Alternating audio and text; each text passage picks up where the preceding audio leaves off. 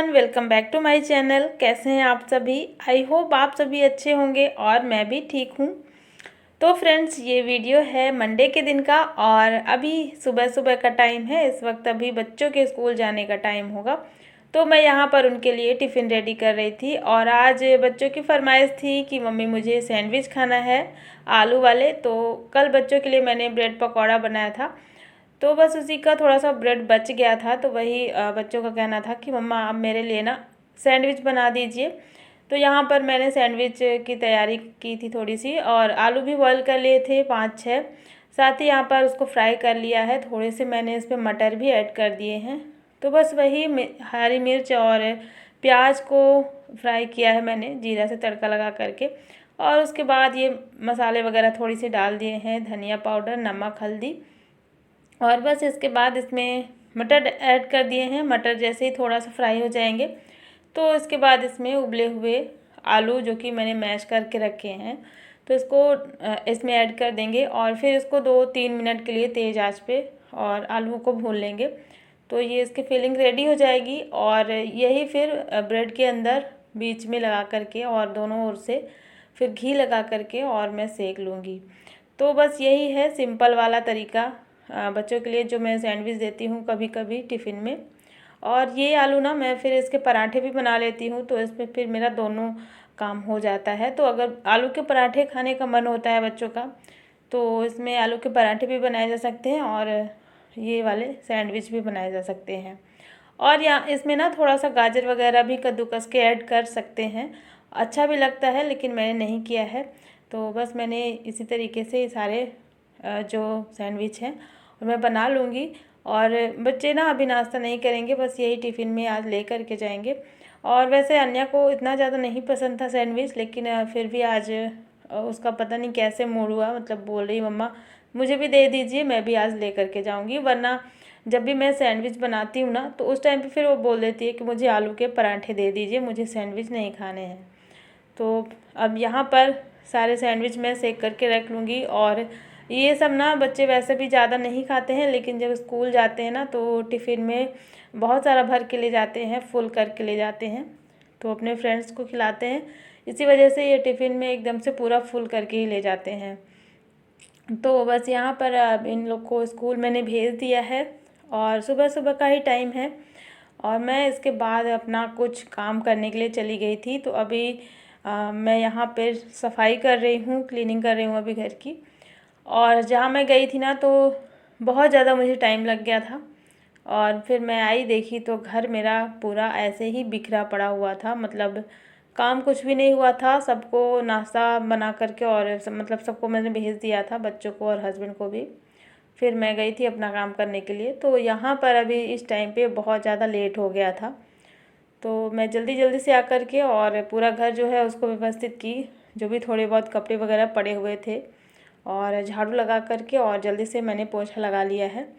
और जब तक ये झाड़ू पोछा वाला काम ना करो तब तक ऐसे लगता है कि बहुत ज़्यादा घर गंदा है। तो बस मेरे पास टाइम था थोड़ा सा। पहले तो मुझे लगा कि आज घर की क्लीनिंग नहीं हो पाएगी, बस ऐसे ही मैं झाड़ू वगैरह बस लगा लेती हूँ। लेकिन फिर मैंने सोचा मैं जल्दी से कर लूँ, मतलब मन नहीं मानता ना, जैसा भी हो लगता है कि एक बार पोछा लगाना ही चाहिए घर में। और वैसे भी दिन में एक ही बार इतने अच्छे से क्लीनिंग होती है सुबह के टाइम पे। शाम को तो फिर मैं करती नहीं हूँ, और झाड़ू भी जब ज़रूरत होती है तभी मैं लगाती हूँ, वरना शाम को इतना ज़्यादा क्लीनिंग का काम नहीं होता है। तो सुबह के टाइम पे ही ये सारा काम होता है क्लीनिंग का। और इसी टाइम पे फिर कोई रहता भी नहीं है ना, तो फिर मेरा भी टाइम नहीं पास होता, मतलब मुझे भी लगता है कि मैं अपने किसी काम में बिज़ी हो जाऊँ, तो थोड़ा सा मेरा टाइम भी कट जाता है। तो थोड़ा लेट तो हो रहा था, लेकिन फिर भी मैंने सोचा मैं जल्दी जल्दी से पोछा लगा लेती हूँ। और मैंने फ़ैन ऑन कर दिया था, तो फिर ये पूरा सूख गया है। और पोछा लगाने के बाद फिर थोड़ा सा मुझे लगा डस्टिंग भी कर देती हूँ। ज़्यादा टाइम नहीं लगेगा, बस ज़्यादा से ज़्यादा 5 मिनट लगे हैं ये सारे काम करने में, मतलब डस्टिंग करने में। तो फटाफट से पहले वही मैंने वॉश बेसिन से स्टार्ट किया और फ्रिज को सामने सामने। तो जब भी डस्टिंग करती हूँ ना, तो जितना जो भी दिखता है सामने सामने का जितना भी सामान, तो सब में थोड़ा थोड़ा सा मैं हाथ मार देती हूँ। और बहुत ज़्यादा अच्छे से नहीं करती हूँ कि एक एक चीज़ हटा करके बहुत अच्छे से डीप क्लीन करूँगी। बस ऐसे ही थोड़ा थोड़ा करके सामने सामने का जितना भी मुझे समझ में आता है। तो ये ड्रेसिंग टेबल तो मेरा हर दिन ही गंदा होता है। वैसे इसमें कुछ लगता नहीं है क्रीम वगैरह, लेकिन इसमें ना धूल मिट्टी बहुत ज़्यादा जैसे आती है ना, तो समझ में आता है क्योंकि ये डार्क कलर का है।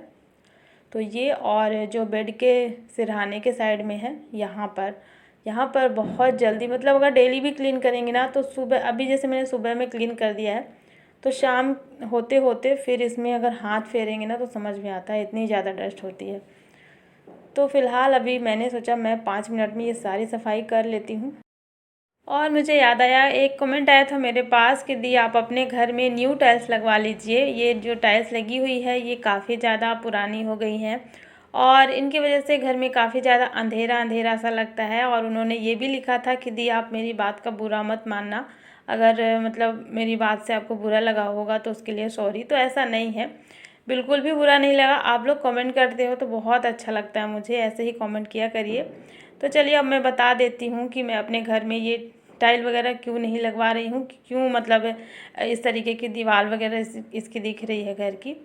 और मुझे लगता है कि आपने किचन की वॉल को देखकर ही बोला होगा, किचन की वॉल बहुत ज़्यादा ख़राब है जहाँ पर टाइल्स लगा है।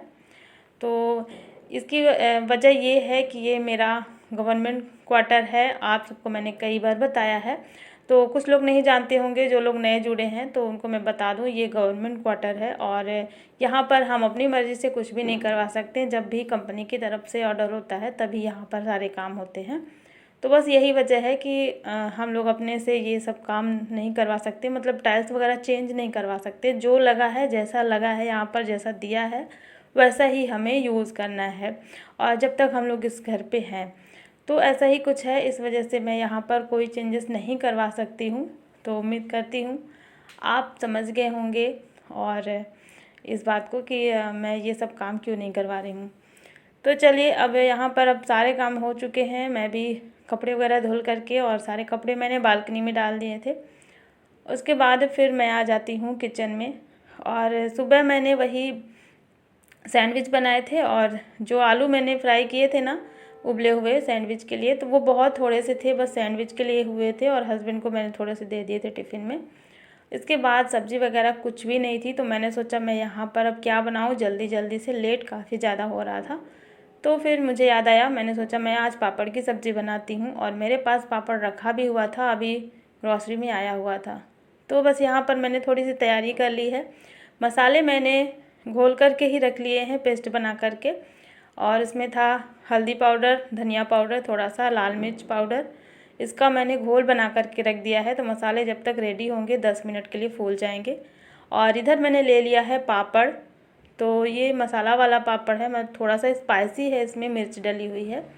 तो इसको मैंने ना थोड़ी सी टुकड़ों में कर लिया है, छोटे टुकड़े में, क्योंकि कढ़ाई में ऑयल कम था जिसकी वजह से जो पापड़ का साइज़ था ना बहुत बड़ा था, तो वो फ्राई नहीं हो पाता अच्छे से। तो मैंने छोटे टुकड़े करके और फिर इस तरीके से फ्राई कर लिया है। आप चाहें तो पूरा पापड़ फ्राई कर लीजिएगा, फिर बाद में तोड़ लीजिएगा। तो यहाँ पर मैंने पापड़ को फ्राई करके रख लिया है। और अब इधर कढ़ाई में फिर से ऑयल गरम करेंगे और इसमें 1 चम्मच जीरा ऐड करेंगे, साथ ही बारीक कटा हुआ प्याज ऐड कर दिया है मैंने, और थोड़ी सी हरी मिर्च। और इसके बाद लहसुन ली थी मैंने 8 से 10, जिसको मैंने कूट लिया था। आप चाहें तो लहसुन का पेस्ट भी ले सकते हैं। तो यहाँ पे लहसुन भी ऐड कर दी थी। और जैसे ही प्याज का थोड़ा सा कलर चेंज हो जाए, जब लगने लग जाए कि प्याज पकने लगा है, तो इसके बाद इसमें ये मसाले ऐड कर देंगे जो हमने अभी घोल करके रखे हुए थे। इसके बाद फिर से इसको थोड़ी देर के लिए भून लेना है ताकि सारे मसाले अच्छे से भुन जाएं। और फिर इसमें मैंने नमक ऐड कर दिया है और फिर थोड़ी देर के बाद इसमें 4 से 5 छोटे टुकड़े में कटे हुए टमाटर मैंने ऐड कर दिए हैं। और टमाटर तो वैसे भी इस टाइम पे अच्छे आ रहे हैं, कोई भी सब्ज़ी बनाओ तो टमाटर अच्छा लगता है। टमाटर जैसे ही गल जाएंगे ना, एकदम से बारीक हो जाएंगे, इसके बाद इसमें गर्म पानी ऐड कर दिया है मैंने। और पानी उतना ही ऐड करना है जितना ग्रेवी चाहिए। तो ये जो पापड़ है ना, जब इसमें हम ऐड करेंगे तो थोड़ा सा पानी ये सोख लेता है, जिसकी वजह से थोड़ा सा पानी कम हो जाएगा, तो उस हिसाब से पानी ऐड करना है। तो यहाँ पे मैंने पानी ऐड कर दिया था। उसके बाद इसको ढक दिया था 2 मिनट के लिए और ये उबल गया है। उबलने के बाद देखेंगे और इसमें ये सारे पापड़ अब ऐड करेंगे।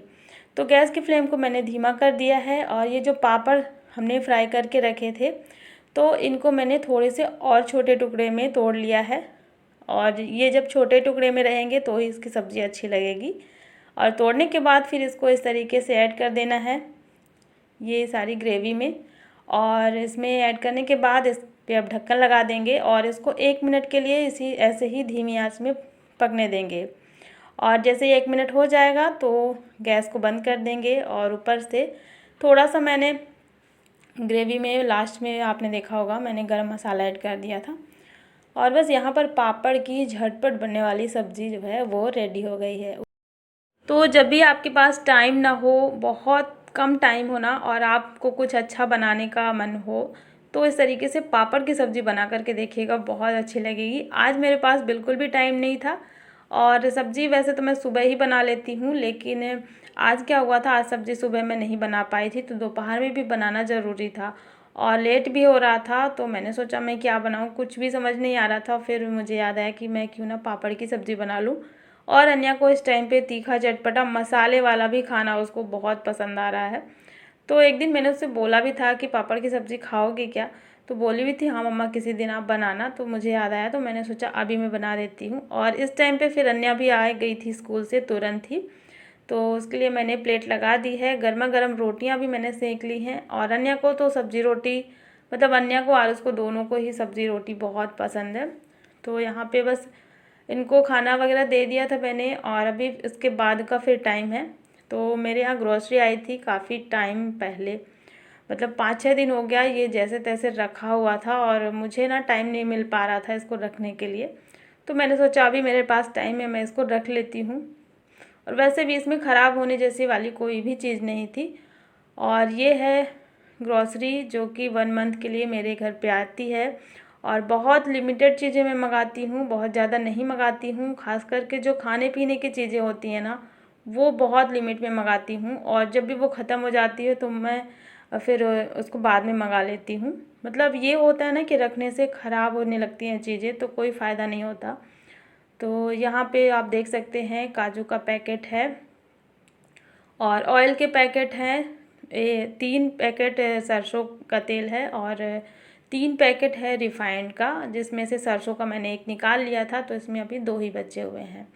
और यहाँ पे चीनी है और सोया बड़ी, चाय की पत्ती और एक बेकिंग सोडा है और सूजी का पैकेट है। और ये है नमकीन जो कि अन्या का फेवरेट है, अन्या को बहुत पसंद है ये नमकीन। तो बस यही सारी चीज़ें हैं और जो मतलब नॉर्मली यूज़ होता है, डेली यूज़ में आते हैं, बस उतना ही सामान मैंने मंगाया हुआ है।